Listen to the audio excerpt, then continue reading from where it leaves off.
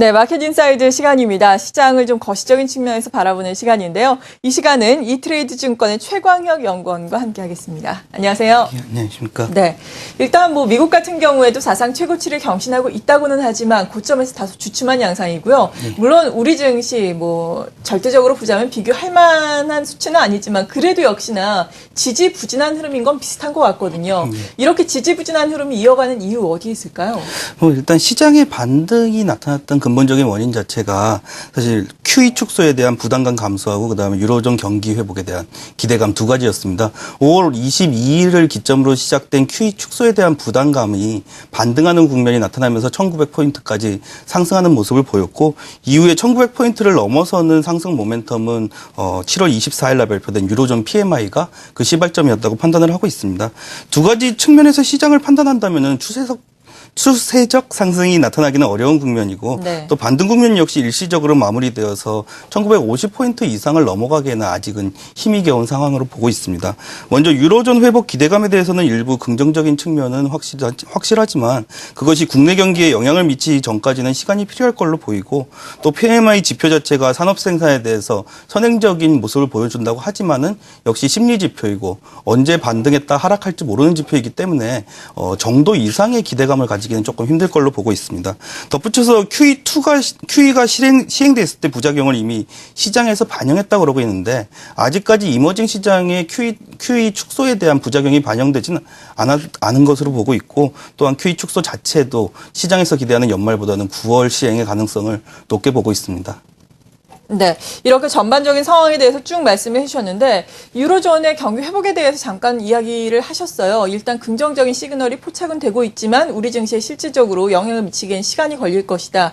그래도 유럽이라든지 미국 경제 지표들을 보면은 최근에 말씀하신 것처럼 좀 긍정적인 흐름이 보이지 않습니까? 여기서는 우리가 어떤 시사점을 얻어야 될까요? 일단 경제 지표가 긍정적인 흐름을 보이고 있는 건 맞습니다. 하지만 글로벌 경기가 상승세에 들어갔다 이렇게 얘기하기보다는 지금까지 우려 요인이었던 것들이 다 반영이 되고 그다음에 정리가 되는 그런 과정에 보이고 있는 걸로 판단을 하고 있습니다. 아까 말씀드린 대로 유로존을 본다면은 PMI가 50포인트 이상으로 상승했다는 것은 긍정적인 팩트입니다. 하지만 유로존 특히 포르투갈과 이탈리아에 대한 정치 리스크가 나오는 국면에서 PMI가 올라가면서 정치 리스크에서 경기 상승 쪽으로 시선을 돌려줬다는 점 자체가 긍정적인 이슈인데 당장의 유로존 경제가 플러스 성장을 보이기는 아직까지는 어려운 국면이고 그 유로존 경제가 올라가서 중국의 성장을 이끌어내고 그걸로 인해서 글로벌 전체의 경기가 회복한다는 이런 시장에서 조금 기대하고 있는 이런 이슈들은 사실은 나타나기까지 시간이 조금 걸리는 네. 실물 경제를 확인해야 되는 문제로 판단을 하고 있습니다.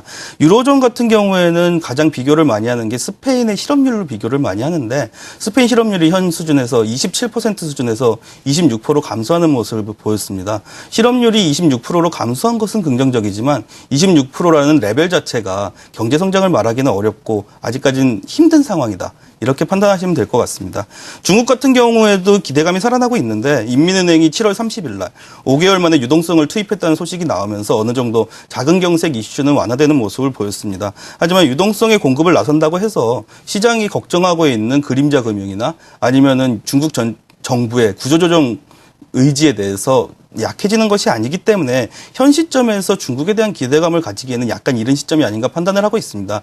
리커창 부총리가 7%가 마지노선이다. 이렇게 얘기하면서 중국에 대해서 어느 정도의 기대감이 나오는 모습을 보였지만 사실 1분기에 7.7%, 2분기에 7.5% 경제 성장을 했다는 점을 감안하면은 7% 마지노선은 2013년 하반기에는 6% 초반대의 성장률을 마지노선으로 잡은 걸로 생각을 할 수 있습니다. 따라서 여전히 중국 정부는 구조조정에 대한 의지는 굳히고 있다. 이렇게 판단하시는 게 맞을 것 같습니다.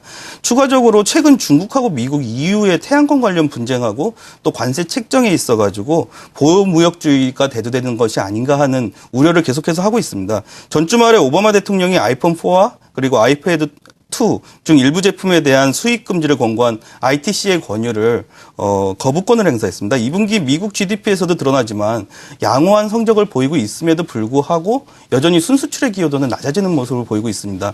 미국 같은 경우에는 전통적으로 무역이 계속해서 안 좋아지는 모습을 보이는 경우에 보호무역을 시행하는 경우가 많기 때문에 일단은 보호무역주의의 대두에 대해서도 주의할 필요는 있어 보입니다.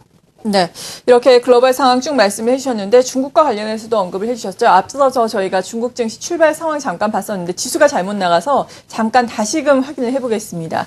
2029선에 지금 나타나고 있는데요. 앞서서는 0.11% 보합권에서 출발을 했는데 보합권이긴 보합권인데 더욱더 상승폭이 좀 줄어들었네요. 지금 계속해서 보합권에서 혼조 양상을 보이고 있다는 점 참고를 해보시기 바라고요.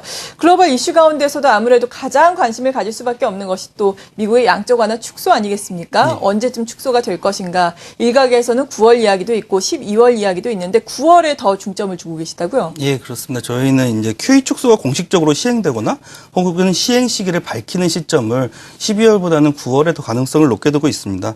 뭐 세 가지 정도의 이유로 이런 판단을 하고 있는데 첫째로 미국 경제 펀더멘털이 계속해서 견조한 회복세를 보이고 있다는 것을 볼 수 있습니다. 월마다 좋아졌다 나빠졌다 일희일비하는 흐름을 보이고 있긴 하지만은 전체적인 방향성으로 봤을 때는 계속해서 회복 상승 추세를 보이고 있다 이렇게 판단을 하고 있습니다.